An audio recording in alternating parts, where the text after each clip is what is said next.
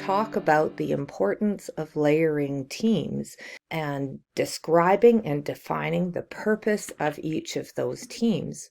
An essential component of collaborative response is that collaborative structures and processes, of course, data and evidence, and continuum of supports.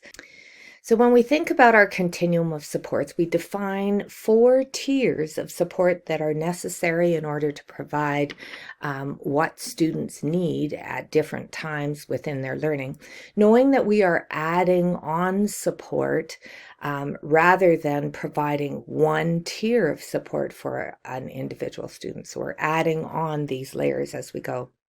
The collaborative planning team is focused weekly, bi-weekly, or monthly on that classroom instruction. What do we do for all students within the classroom?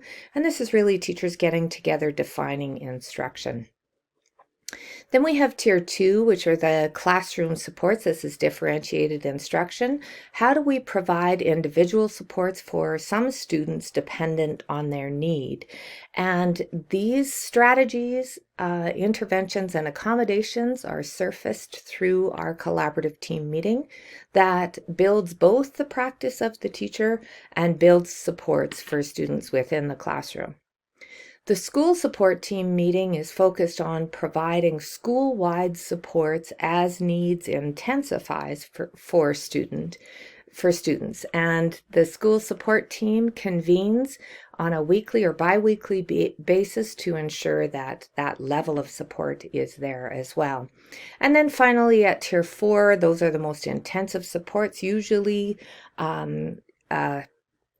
determined based on complexity or sometimes crisis, and that case consult team is convened as needed, which might mean that they are meeting regularly based on what that student needs and what the whole team, that wraparound team, requires in terms of providing that best level of support. We actualize our supports through these teams. We make complex decisions about students and how we provide their support. We have a complete understanding about what's happening for students and for staff.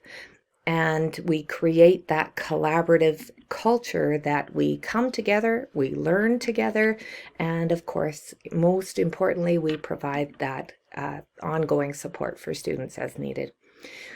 So just to encourage you to take a few minutes to define what your teams are doing and when they're meeting and who is part of each of those teams.